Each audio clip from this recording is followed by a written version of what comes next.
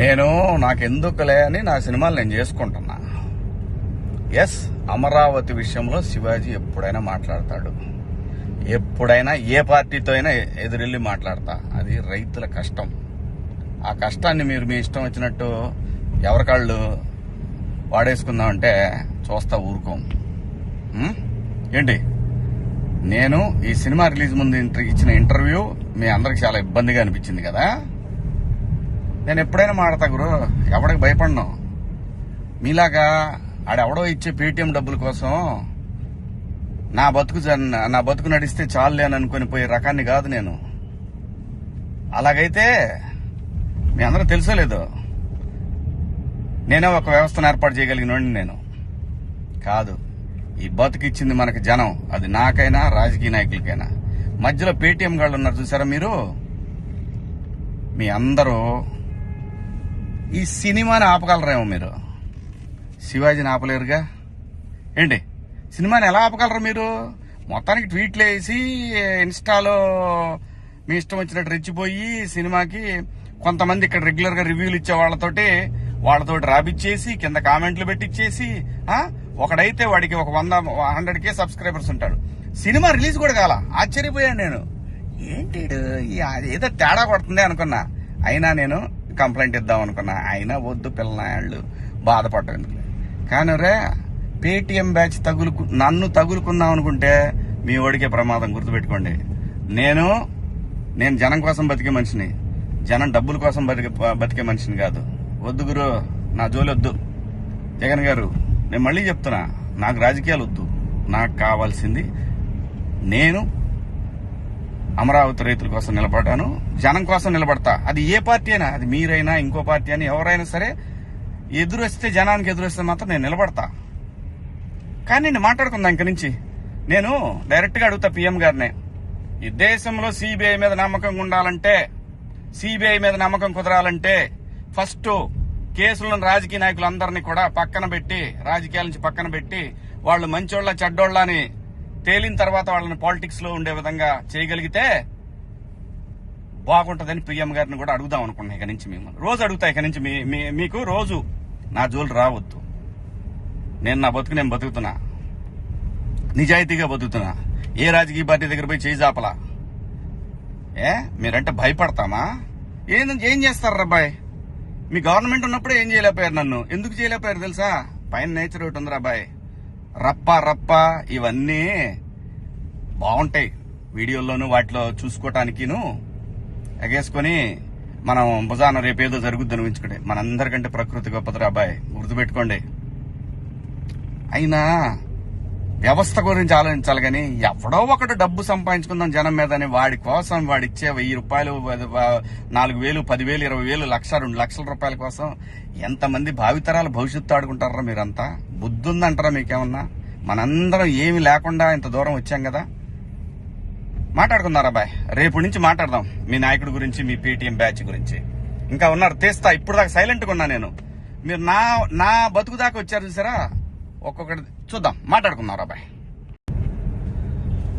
నేను నాకెందుకులే అని నా సినిమాలు నేను చేసుకుంటున్నా. ఎస్, అమరావతి విషయంలో శివాజీ ఎప్పుడైనా మాట్లాడతాడు, ఎప్పుడైనా ఏ పార్టీతో అయినా ఎదురెళ్ళి మాట్లాడతా. అది రైతుల కష్టం.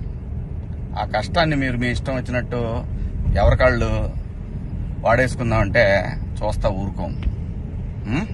ఏంటి, నేను ఈ సినిమా రిలీజ్ ముందు ఇచ్చిన ఇంటర్వ్యూ మీ అందరికి చాలా ఇబ్బందిగా అనిపించింది కదా. నేను ఎప్పుడైనా మాడతా గురు, ఎవడికి భయపడను.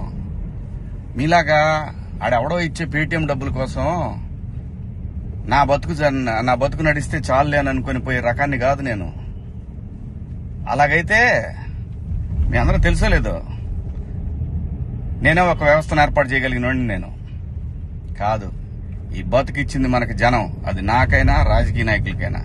మధ్యలో పేటీఎం గాళ్ళు ఉన్నారు చూసారా మీరు, మీ అందరూ ఈ సినిమాని ఆపగలరేమో, మీరు శివాజీని ఆపలేరుగా. ఏంటి, సినిమాని ఎలా ఆపగలరు మీరు? మొత్తానికి ట్వీట్లు వేసి ఇన్స్టాలో మీ ఇష్టం వచ్చినట్టు రెచ్చిపోయి సినిమాకి కొంతమంది ఇక్కడ రెగ్యులర్ గా రివ్యూలు ఇచ్చే వాళ్ళతోటి రాపిచ్చేసి కింద కామెంట్లు పెట్టిచ్చేసి, ఒకడైతే వాడికి ఒక 100K సబ్స్క్రైబర్స్ ఉంటాడు. సినిమా రిలీజ్ కూడా కాల. ఆశ్చర్యపోయాను నేను. ఏంటి ఏదో తేడా కొడుతుంది అనుకున్నా. అయినా నేను కంప్లైంట్ ఇద్దాం అనుకున్నా. అయినా వద్దు పిల్లనాయాళ్ళు బాధపడటం. కానీ రే పేటిఎం బ్యాచ్ నన్ను తగులుకుందాం అనుకుంటే మీ ఓడికే ప్రమాదం. గుర్తుపెట్టుకోండి. నేను జనం కోసం బతికే మనిషిని, జనం డబ్బుల కోసం బతికే మనిషిని కాదు. వద్దు గురు, నా జోలి వద్దు. జగన్ గారు, నేను మళ్ళీ చెప్తున్నా, నాకు రాజకీయాలు వద్దు. నాకు కావాల్సింది నేను అమరావతి రైతుల కోసం నిలబడ్డాను, జనం కోసం నిలబడతా. అది ఏ పార్టీ అయినా, అది మీరైనా ఇంకో పార్టీ అని ఎవరైనా సరే, ఎదురొస్తే జనానికి ఎదురొస్తే మాత్రం నేను నిలబడతా. కానీ నేను మాట్లాడుకుందా ఇంక నుంచి. నేను డైరెక్ట్ గా అడుగుతా పీఎం గారినే, ఈ దేశంలో సిబిఐ మీద నమ్మకం ఉండాలంటే, సిబిఐ మీద నమ్మకం కుదరాలంటే ఫస్ట్ కేసులను రాజకీయ నాయకులందరినీ కూడా పక్కన పెట్టి, రాజకీయాల నుంచి పక్కన పెట్టి, వాళ్ళు మంచోళ్ళ చెడ్డోళ్ళ అని తేలిన తర్వాత వాళ్ళని పాలిటిక్స్ లో ఉండే విధంగా చేయగలిగితే బాగుంటుందని పీఎం గారిని కూడా అడుగుదాం అనుకున్నా. ఇక నుంచి మిమ్మల్ని రోజు అడుగుతా. ఇక నుంచి మీకు రోజు నా జోలు రావద్దు. నేను నా బతుకు నేను బతుకుతున్నా, నిజాయితీగా బతుకుతున్నా. ఏ రాజకీయ పార్టీ దగ్గర పోయి చేయి జాపలా. మీరంటే భయపడతామా? ఏం చేస్తారు రాబాయ్? మీ గవర్నమెంట్ ఉన్నప్పుడే ఏం చేయలేకపోయారు. నన్ను ఎందుకు చేయలేకపోయారు తెలుసా? పైన నేచర్ ఒకటి ఉంది రాబాయ్. రప్ప ఇవన్నీ బాగుంటాయి వీడియోల్లోనూ వాటిలో చూసుకోవటానికిను ఎగేసుకొని మనం భుజాన రేపేదో జరుగుద్దని ఊహించుకుంటే. మనందరికంటే ప్రకృతి గొప్పది రాబాయ్, గుర్తుపెట్టుకోండి. అయినా వ్యవస్థ గురించి ఆలోచించాలి కానీ ఎవడో ఒకటి డబ్బు సంపాదించుకుందాం జనం మీద అని వాడి కోసం వాడిచ్చే 1000 రూపాయలు, 4000, 10,000, 20,000, 1,00,000, 2 లక్షల రూపాయల కోసం ఎంతమంది భావితరాల భవిష్యత్తు ఆడుకుంటారా? మీరంతా బుద్ధి ఉందంటారా మీకేమన్నా? మనందరం ఏమి లేకుండా ఇంత దూరం వచ్చాం కదా. మాట్లాడుకుందారా బాయ్, రేపు నుంచి మాట్లాడదాం మీ నాయకుడి గురించి, మీ పేటీఎం బ్యాచ్ గురించి. ఇంకా ఉన్నారు తీస్తా. ఇప్పుడు దాకా సైలెంట్ గా ఉన్నా నేను. మీరు నా బతుకు దాకా వచ్చారు చూసారా? ఒక్కొక్కటి చూద్దాం, మాట్లాడుకుందాం రా బాయ్. నాకెందుకులే అని నా సినిమాలు నేను చేసుకుంటున్నా. ఎస్, అమరావతి విషయంలో శివాజీ ఎప్పుడైనా మాట్లాడతాడు. ఎప్పుడైనా ఏ పార్టీతో అయినా ఎదురెళ్ళి మాట్లాడతా. అది రైతుల కష్టం. ఆ కష్టాన్ని మీరు మీ ఇష్టం వచ్చినట్టు ఎవరికాళ్ళు వాడేసుకుందామంటే చూస్తా ఊరుకోం. ఏంటి, నేను ఈ సినిమా రిలీజ్ ముందు ఇచ్చిన ఇంటర్వ్యూ మీ అందరికి చాలా ఇబ్బందిగా అనిపించింది కదా. నేను ఎప్పుడైనా మాడతా గురు, ఎవడికి భయపడను. మీలాగా ఆడెవడో ఇచ్చే పేటీఎం డబ్బుల కోసం నా బతుకు నడిస్తే చాలులే అని అనుకుని పోయే రకాన్ని కాదు నేను. అలాగైతే మీ అందరూ తెలుసోలేదో, నేనే ఒక వ్యవస్థను ఏర్పాటు చేయగలిగినోడిని నేను కాదు. ఈ బతుకిచ్చింది మనకి జనం, అది నాకైనా రాజకీయ నాయకులకైనా. మధ్యలో పేటీఎం గాళ్ళు ఉన్నారు చూసారా మీరు, మీ అందరూ ఈ సినిమాని ఆపగలరేమో. మీరు శివాజీని ఆపలేరుగా. ఏంటి, సినిమాని ఎలా ఆపగలరు మీరు? మొత్తానికి ట్వీట్లు వేసి ఇన్స్టాలో మీ ఇష్టం వచ్చినట్టు రెచ్చిపోయి సినిమాకి కొంతమంది ఇక్కడ రెగ్యులర్ గా రివ్యూలు ఇచ్చే వాళ్ళతోటి రాబిచ్చేసి కింద కామెంట్లు పెట్టిచ్చేసి, ఒకడైతే వాడికి ఒక 100K సబ్స్క్రైబర్స్ ఉంటాడు. సినిమా రిలీజ్ కూడా కాల. ఆశ్చర్యపోయాను నేను. ఏంటి ఏదో తేడా కొడుతుంది అనుకున్నా. అయినా నేను కంప్లైంట్ ఇద్దాం అనుకున్నా. అయినా వద్దు పిల్లనాయాళ్ళు బాధపడటం. కానీ రే పేటిఎం బ్యాచ్ నన్ను తగులుకుందాం అనుకుంటే మీ ఓడికే ప్రమాదం. గుర్తుపెట్టుకోండి. నేను జనం కోసం బతికే మనిషిని, జనం డబ్బుల కోసం బతికే మనిషిని కాదు. వద్దు గురు, నా జోలి వద్దు. జగన్ గారు, నేను మళ్ళీ చెప్తున్నా, నాకు రాజకీయాలు వద్దు.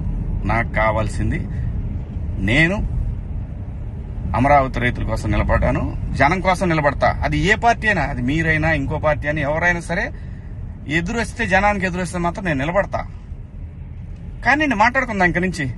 నేను డైరెక్ట్ గా అడుగుతా పీఎం గారినే, ఈ దేశంలో సిబిఐ మీద నమ్మకం ఉండాలంటే, సిబిఐ మీద నమ్మకం కుదరాలంటే ఫస్ట్ కేసులను రాజకీయ నాయకులందరినీ కూడా పక్కన పెట్టి, రాజకీయాల నుంచి పక్కన పెట్టి, వాళ్ళు మంచోళ్ళ చెడ్డోళ్ళ అని తేలిన తర్వాత వాళ్ళని పాలిటిక్స్ లో ఉండే విధంగా చేయగలిగితే బాగుంటుందని పీఎం గారిని కూడా అడుగుదాం అనుకున్నా. ఇక నుంచి మిమ్మల్ని రోజు అడుగుతా. ఇక నుంచి మీకు రోజు నా జోలు రావద్దు. నేను నా బతుకు నేను బతుకుతున్నా, నిజాయితీగా బతుకుతున్నా.